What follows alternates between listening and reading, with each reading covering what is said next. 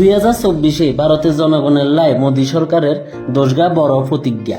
দরিদ্র অংশের মানুষের লাই বিনামূল্যে খাদ্যর ব্যবস্থা। প্রতিজ্ঞা অনুসারে দরিদ্র বর্গের মানুষের লাই খাদ্য সুরক্ষা যোজনা আরো 5 বছরের জন্য বাড়ানো হইব। আয়ুষ্মান ভারত প্রকল্প আরো 5 বছরের লাই প্রসারিত করা হইব, যার মাধ্যমে প্রত্যেক নাগরিকের বিনামূল্যে চিকিৎসা প্রদান করা হইব ও প্রবীণ নাগরিকের লাই জীবন বীমার ব্যবস্থা করা হইব। দরিদ্র অংশের নাগরিকদের লাই বিনামূল্যে বিদ্যুৎ সংযোগের ব্যবস্থা করা হইব।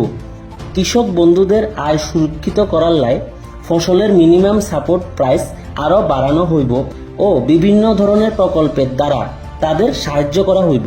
ইউনিফর্ম সিভিল কোড তৈরি করা হইব, যার মাধ্যমে সমাজের সকল অংশে সকল নাগরিকের জন্য সমান আইন প্রণয়ন করা হইব।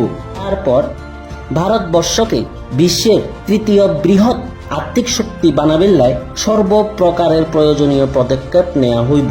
তারপরে মোদিজির নেতৃত্বে এশিয়া তথা সমগ্র বিশ্বের জন্য ভারত বিশ্ববন্ধু হিসাবে নিজ দায়িত্ব পালন করব ও ইউএনএসসিতে পার্মানেন্ট সিট প্রাপ্ত করব।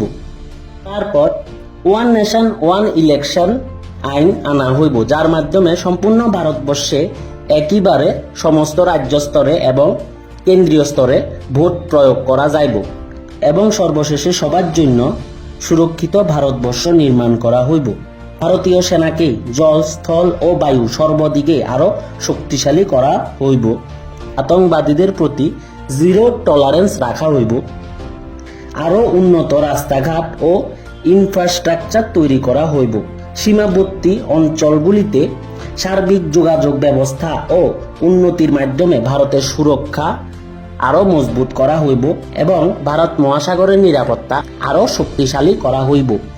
সর্বশেষে 2047 সাল অবধি ভারতবর্ষকে একটি সম্পূর্ণ পরিমাণে উন্নত রাষ্ট্রতে পরিণত করার দায়িত্ব এবং প্রতিজ্ঞা হলো মোদী সরকারের। এই জন্য আরো একবার আমরা চাই মোদী সরকার।